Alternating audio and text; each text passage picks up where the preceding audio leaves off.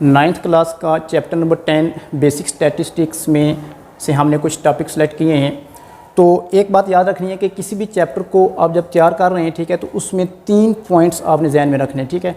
Number 1 के उसकी जितनी भी डिफाइंस हैं, ठीक है, वो आपसे MCQs में पूछी जा सकती हैं, ठीक है। नंबर 2 मैथमेटिकल क्वेश्चन जो सबसे इंपॉर्टेंट हैं, जो अक्सर NTS के एग्ज़ाम में पूछे जाते हैं, ठीक है। और नंबर 3 जो थर्ड पॉइंट मैंने रखा है वो MCQs फॉर प्रैक्टिस हैं, ठीक है। तो यहाँ पे मैं लास्ट पे आपको ये टॉपिक कराने के बाद कुछ MCQs प्रैक्टिस के लिए दूंगा, ठीक है। वो सॉल्व फॉर्म में भी दे दूंगा और कुछ अनसॉल्व भी होंगे, ठीक है, जिन पे आपने प्रैक्टिस करनी है। तो यहाँ पे जो मैं लेक्चर देने लगा हूँ कि वो सिर्फ और सिर्फ यहाँ पे फ़िलहाल मैथमेटिकल क्वेश्चंस होंगे, ठीक है। ये जो 2 टॉपिक्स हैं डिफाइंस और MCQs फॉर प्रैक्टिस, ठीक है, ये मैं आपको नेक्स्ट स्क्रीन लेक्चर पर दे दूँगा, ठीक है। तो आज जो मैंने टॉपिक स्टार्ट किए हैं ये इस चैप्टर के 9th क्लास की जो आर्ट्स वाला मैथमेटिक्स है, जनरल मैथ, उसका लास्ट चैप्टर है। तो उसके मोस्ट इंपॉर्टेंट टॉपिक्स हैं, ठीक है, जिनके रिलेटेड अक्सर एग्जाम्स में आपसे क्वेश्चन पूछे जा सकते हैं, ठीक है। फर्स्ट ऑफ ऑल हमने यहाँ पे ये 6 पॉइंट्स जो है क्लियर करने हैं, ठीक है, कि किसी भी डाटा का आपने अरिथमेटिक मीन कैसे फाइंड करना है, ठीक है। किसी भी डाटा का ज्योमेट्रिक मीन कैसे फाइंड करना है, किसी भी गिवन डाटा का हार्मोनिक मीन कैसे फाइंड करना है, मॉड कैसे फाइंड करना है, मीडियन कैसे फाइंड करना है और रेंज कैसे फाइंड करनी है, ठीक है। ये सारे क्वेश्चन मैं आपको यहाँ पे एक क्वेश्चन कोई एग्जांपल दे के क्लियर कंसेप्ट करा दूँ, ठीक है। इनके फार्मूलाज आपने जहन में रख लेने हैं, फिर आपने इसके मेथड को जहन में रखना है, ठीक है, ताकि किसी भी तरह का क्वेश्चन आपसे पूछा जा सके वो आप एग्जाम में सॉल्व कर सके, ठीक है। तो सबसे पहले हम अरिथमेटिक मीन, ठीक है, अरिथमेटिक मीन फाइंड कर लेते हैं, ठीक है। फॉर एग्जाम्पल यहाँ से मैं कोई एक डाटा ले लेता हूँ।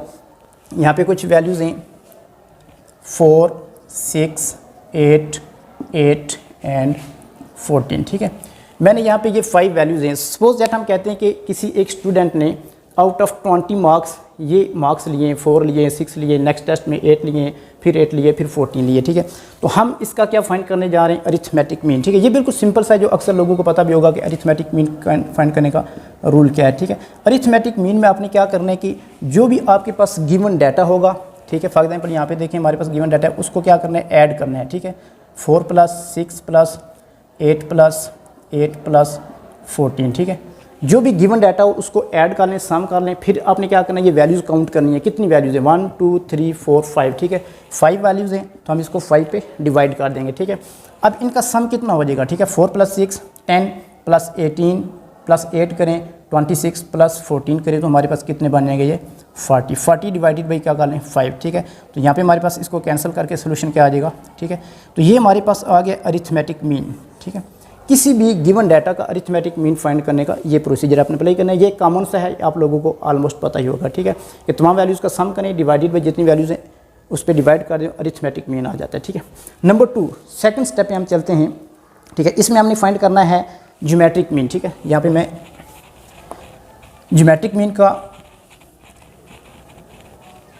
मेथड बताता हूँ, ठीक है। ज्योमेट्रिक मीन फॉर एग्जांपल मैं यहाँ पे एक डाटा लिखता हूँ, कोई सी 2-3 वैल्यूज लिख लेते हैं, 2 4 8। डाटा ज़्यादा भी हो सकता है, कम भी हो सकता है, ठीक है। आपने जस्ट प्रोसीजर पे गौर करना है, मेथड पे गौर करना है, ठीक है, फार्मूले पे गौर करना है, तो किसी भी टाइप का क्वेश्चन आप सॉल्व कर सकें, ठीक है।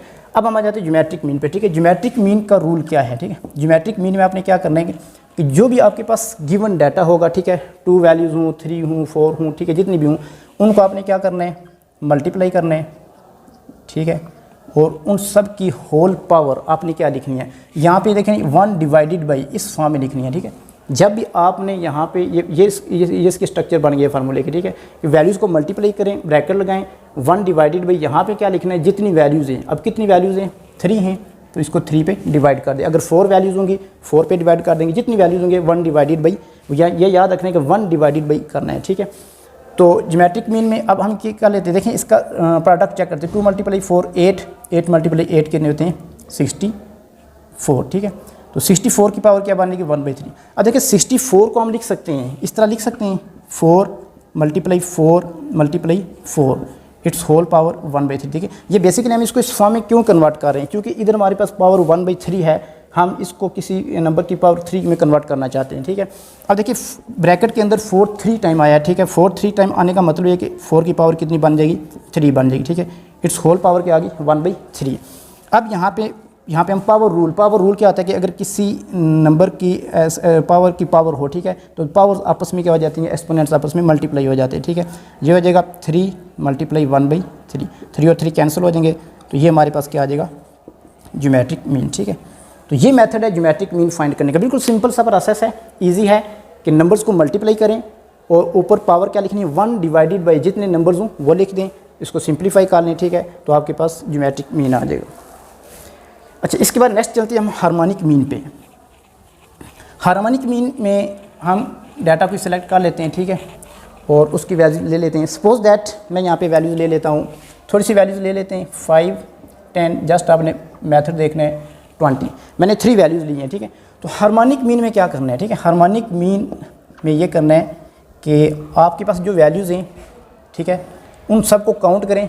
कितनी वैल्यूज़ हैं, 3, उनको यहाँ पे टोटल जितनी वैल्यूज़ है यहाँ पे लिखनी। ठीक है, फिर आपने क्या करना है, ईच नंबर को 1 divided by 5 plus 1 divided by 10 plus 1 divided by 20 इस फॉर्म में लिखना है। ठीक है, यहाँ पे देखें एक बात काबिल गौर है कि ऊपर जितनी वैल्यूज़ होंगी वो लिखनी है, नीचे डिनोमिनेटर में हर नंबर का रेसिप्रोकल लेना है। यानी कि 5 है तो 1/5, 10 है तो 1/10, 20 है 1/20, up to so on next values अगर हूँ तो वो आप ऐड करते जाएंगे। ठीक है, अब हमने इसको सिंप्लीफाई करना है। ऊपर हमारे पास 3 है, नीचे ये नंबर देखेंगे सारे नंबर फ्रैक्शन में हैं। ठीक है, तो इनका फ्रैक्शन वाले नंबर का हम क्या करते हैं, एलसीएम लेते हैं। यहाँ पे 20 है, 10 है, 5 है। ठीक है, एलसीएम इसका क्या आ जाएगा, 20, क्योंकि 5 का टेबल ही 20 पे जाता है, 10 का टेबल ही 20 पे जाता है, तो जो ग्रेटेस्ट नंबर होगा वो हमारा एलसीएम आ जाएगा। तो 20 को 5 पे डिवाइड करें, हमारे पास क्या आता है 4, को ऊपर 1 से मल्टीप्लाई करें 4 आ जाएगा।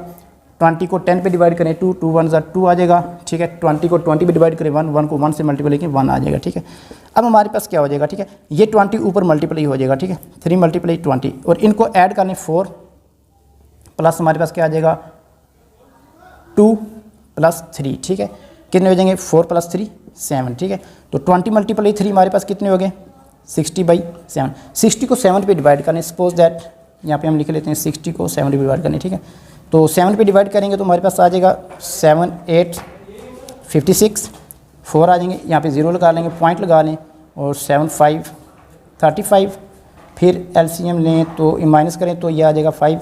ये अप टू सॉन इस तरह से चलता जाएगा। ठीक है, तो ये प्रोसेस चलता जाएगा। ऑलमोस्ट आपका सोल्यूशन क्या आ जाएगा 8.57। ठीक है, ये था प्रोसीजर हार्मोनिक मीन फाइंड करने का। ठीक है, इसके बाद नेक्स्ट हम चेक करते हैं मॉड। ये सबसे इजी है। ठीक है, सिंपल सा है, ये विद इन 1 सेकंड आपका क्वेश्चन हो जाएगा। ठीक है, अगर आपको कोई भी डाटा गिवन है, फॉर एग्जांपल 4 है, 6 है, 9 है, 8 है, 9 है, 10 है, ठीक है, 9 10, ये मैंने डाटा लिखा है। कहता है कि इसको मॉड का मतलब क्या है। ठीक है, यहाँ पे मैथमेटिक्स में इसमें हम लिखेंगे मोस्ट रिपीटेड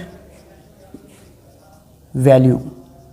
ठीक है, अगर आपके पास कोई भी एक गिवन डाटा है, उसमें से ऐसी वैल्यू जो मोस्टली रिपीटेड हो। ठीक है, फॉर एग्जांपल एक बच्चे के आपने टेस्ट लिए हैं तो उनके ये मार्क्स हैं। ठीक है, तो इनमें से सबसे ज़्यादा रिपीट होने वाला नंबर कौन सा है 9 है। ठीक है, तो इसका मॉड हमारे पास क्या आ जाएगा 9 आ जाएगा। ठीक है, अच्छा यहाँ पे कंफ्यूज नहीं होना कि ये जो डाटा है डिफरेंट टाइप से, मैं सारी कैटेगरी सारी टाइप्स आपको बता देता हूँ। अगर कोई एक वैल्यू सबसे ज़्यादा दफ़ा है, ठीक है, जैसे यहाँ 9 ज़्यादा दफ़ा है, सबसे 3 दफ़ा आया, तो हमारे पास क्या आ गया सोल्यूशन इसका मानना है। अगर 10 भी रिपीट हो जाए, फॉर एग्जांपल 10 भी 3 दफ़ा आ जाता है। ठीक है, इस डाटा में अब 9 भी 3 टाइम आ गया, 10 भी 3 टाइम आएगा। ठीक है, दोनों नंबर अगर बराबर टाइम रिपीट हो रहे हैं सबसे ज़्यादा दफ़ा, तो वो दोनों उसमें क्या आ जाएंगे मॉड में आ जाएंगे। इसी तरह अगर 3 नंबर बराबर टाइम में आपके रिपीट हो रहे हैं, ठीक है, तो वो भी हमारे पास क्या आ जाएगा मॉड में शामिल हो जाएगा। इसके बाद हमारे पास नेक्स्ट जो है, डाटा को मैं थोड़ा सा चेंज करता हूँ। ठीक है, कि अगर हमारे पास कोई भी नंबर रिपीट ना हो, फॉर एग्जांपल यहाँ पे मैं लिख देता हूँ 4 6 8 9। ठीक है, अगर आपके पास कोई भी वैल्यू रिपीट नहीं हो रही है, 2 टाइम नहीं आ रही, ठीक है, तो सब वैल्यू सिंगल टाइम है, तो आपने उसका मॉड क्या लिखना है नथिंग। ठीक है, उसका मॉड क्या होगा नथिंग। ठीक है, नहीं होगी, क्योंकि मोस्ट रिपीटेड वैल्यू है ही नहीं है। ठीक है, तो सिमिलरली ये आपका क्लियर हो गया। ठीक है, तो इसके बाद अगले पॉइंट पे चलते हैं, मीडियन पे। ये क्वेश्चन बहुत इंपॉर्टेंट है, अक्सर एग्जाम में पूछा जाता है। ठीक है, मीडियन फाइंड करने के लिए इसमें 2 टाइप्स आ जाएंगे, ये याद रखना है। ठीक है, नंबर 1 यहाँ पे फॉर एग्जांपल मैं लिख लेता हूँ 1 2 6 10 4 5 3। ठीक है, ये मैंने वैल्यूज़ लिखी हैं। तो जब भी आप लोगों ने मीडियन फाइंड करना है, ठीक है, तो इसमें एक बात काबिल गौर है। ठीक है, वो क्या है, मीडियन फाइंड करने से सबसे पहले आप लोगों ने करना क्या है कि वैल्यूज़ को काउंट करना है। क्या करना है? वैल्यूज़ को काउंट करना है, ठीक है। तो वैल्यूज़ काउंट करने कितनी है? 1 2 3 4 5 6 7, ठीक है। तो फिर काउंट करने के बाद आपने क्या करना है, या काउंट ना भी करें, इसको डायरेक्ट भी हम सिंप्लीफाई कर सकते हैं। सबसे पहला जो पॉइंट, मेन पॉइंट है वो क्या है, इसको आप लोगों ने असेंडिंग ऑर्डर में लाजमी लिखना है। जब भी आप मीडियन फाइंड करने जा रहे हैं, ठीक है, मीडियन फाइंड करने जा रहे हैं तो असेंडिंग ऑर्डर या descending order. Ascending order, descending order क्या होता है कि सबसे स्मॉलेस्ट वैल्यू से स्टार्ट करें। 1 है, 1 के बाद 2 है, 2 के बाद 3 है, फिर कौन सी वैल्यू है? 5 है, 5 के बाद हमारे पास क्या 6 है, 6 के बाद क्या 10 है, ठीक है। इसी तरह जो रिपीटेड वैल्यू होंगी उनको उसी टाइम साथ साथ लिख लेंगे, ठीक है। 1 2 3 4 5 1 2 3 4 6 10, ठीक है। तो ये हमारे पास कितनी वैल्यूज़ होगी? एक वैल्यू शायद मिस हो गई है, 1 2 3 4 5 भी इसमें है, ठीक है। तो यहाँ पे क्या है? 5 भी है, 6 एंड 10, ठीक है। 3 3 6 7 वैल्यूज पूरी होगी, ठीक है। तो अब करना क्या है? मीडियन का मतलब क्या? सेंट्रल वैल्यू, ठीक है। आप क्या करें कि इसकी सेंट्रल वैल्यू, देखिए 7 वैल्यूज थी, 3 इधर से छोड़ दें, 3 इधर से छोड़ दें, तो हमारे पास इसका मीडियन क्या आ जाएगा? जो सेंट्रल वैल्यू होगी ये वाली, ठीक है। ये हमारे पास क्या आ गया? 4 आ गया, ठीक है। अच्छा, अब इसके बाद दूसरा स्टेप है हमारे पास, वो है कि अगर हमारे पास वैल्यूज़ क्या आ जाएँ? इवन नंबर में आ जाएँ, ठीक है। इवन नंबर मीन्स कि एक वैल्यू आप इसमें ऐड कर लेते हैं। सपोज दैट मैं इसमें लिख लेता हूँ 12 लिख देता हूँ, ठीक है। तो यहाँ पे हमारे पास क्या आ जाएगा? 12 आ जाएगा, ठीक है। यहाँ पे, ठीक है, यहाँ पे मैं क्या लिख रहा हूँ? असेंडिंग या डिसेंडिंग ऑर्डर लिखना ज़रूरी है, ठीक है, तभी हम इसकी सेंट्रल वैल्यूज़ को इजीली फाइंड। मीडियन में अक्सर लोग मिस्टेक यही करते हैं कि आप लोग इस डाटा को तरतीब से नहीं लिखते, ठीक है। सबसे बड़ी वैल्यू से छोटी की तरफ आएँ या छोटी से बड़ी की तरफ, ठीक है। जैसे मैंने छोटी से बड़ी वैल्यूज़ की तरफ लिखा है, ठीक है। तो अब हमारे पास वैल्यूज़ कितनी होगी? 8 1 2 3 4 5 6 7 8, ठीक है। पहले हमेशा काउंट कर लें 8 के, अगर इवन नंबर है उसका मेथड थोड़ा सा और है, अगर आड नंबर में वैल्यूज़ हैं उसका मेथड थोड़ा सा। आड वाली तो बिल्कुल सिंपल है कि उनको जस्ट तरतीब दें, सेंट्रल वैल्यू आपके क्या आ जाएगा? इसमें मीडियन आ जाएगा, ठीक है। अब इवन नंबर में आप लोगों ने क्या करना है, ठीक है। अब देखें यहाँ पे हमारे पास जो वैल्यूज़ आई हैं इनको हम काउंट देखें। अगर हम यहाँ से एक वैल्यू को छोड़ें, एक इधर से छोड़ें, फिर एक वैल्यू इधर से छोड़ें, फिर इधर से छोड़ें, फिर एक वैल्यू को इधर से छोड़ें, इधर से, अब सेंट्रल में एक वैल्यू नहीं आएगी।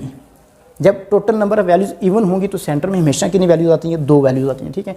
तो 2 वैल्यूज़ के लिए आपने क्या करना है? मीडियन, ठीक है। इसमें यह करना है कि जो सेंट्रल वाली 2 वैल्यूज़ आपकी हों उन दोनों को क्या करें?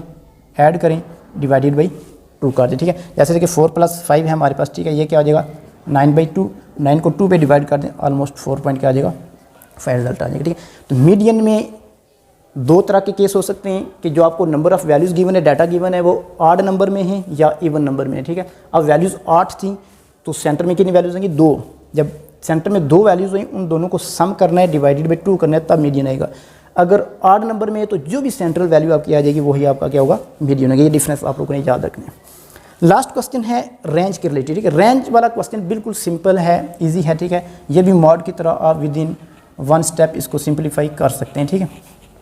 रेंज बेसिकली क्या होती है? रेंज का फार्मूला क्या है, ठीक है। रेंज बताती है कि maximum value minus minimum value, ठीक है।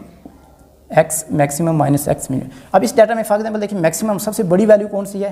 12, ठीक है। सबसे छोटी वैल्यू कौन सी है? 1, ठीक है। सबसे बड़ी वैल्यू में से सबसे छोटी वैल्यू को माइनस कर दें तो वो आपके पास उस डाटा का क्या आ जाएगा? रेंज आ जाएगी, ठीक है। तो ये हमारे बेसिक क्वेश्चन है, ठीक है। इन तमाम के मैं फार्मूले भी लिख के आपको दे देता हूँ, ठीक है, ताकि आप नेक्स्ट टाइम इसको यूज़ करें तो आसानी से आपके क्वेश्चन सॉल्व हो सके। रेंज का फार्मूला तो यही होगा, ठीक है।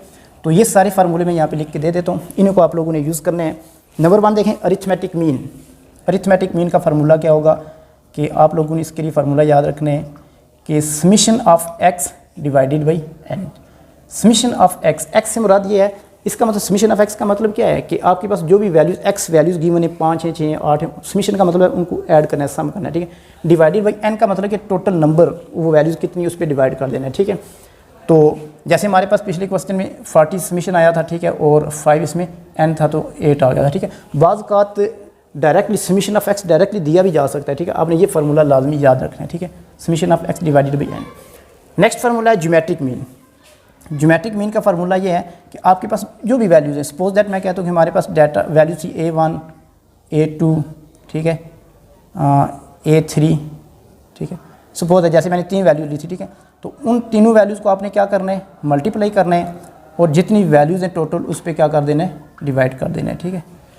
कि जितनी वैल्यूज़ यहाँ पे 4 भी हो सकती हैं, 5 भी हो सकती है, जितनी वैल्यूज़ हो उनको मल्टीप्लाई करें, फिर जितनी वैल्यूज़ है 1 डिवाइडेड बाई वो कर दें, ठीक है। नेक्स्ट है हार्मोनिक मीन। हार्मोनिक मीन का फार्मूला जो होगा, जनरल फार्मूला, वो ये है कि आपके पास टोटल नंबर ऑफ़ वैल्यूज़, ये पहले लिख लेते हैं ऊपर, ठीक है।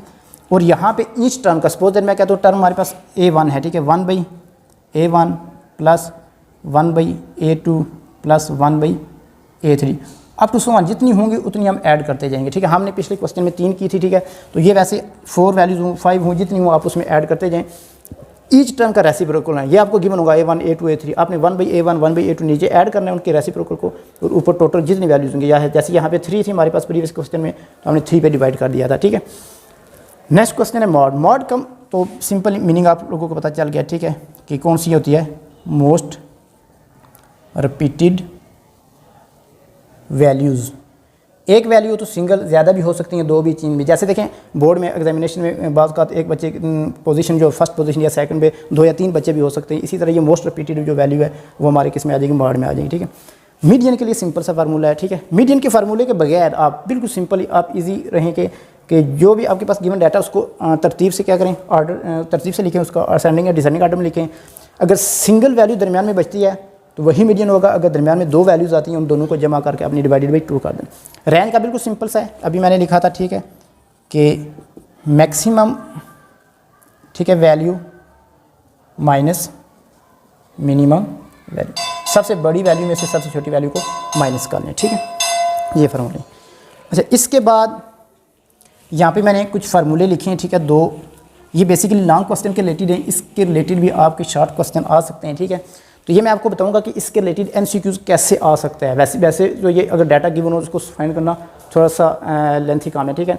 तो ये वेरिएंस के फार्मूले हैं 2, ठीक है, 1 और 2, दोनों फॉर्म से आपसे पूछा जा सकता है, और ये स्टैंडर्ड डेविएशन के हैं, ठीक है। इनको नोट कर लेना है। इंशाल्लाह नेक्स्ट लेक्चर में हम इनके रिलेटेड MCQs या जितने भी शॉर्ट क्वेश्चन होंगे वो डिस्कस करेंगे।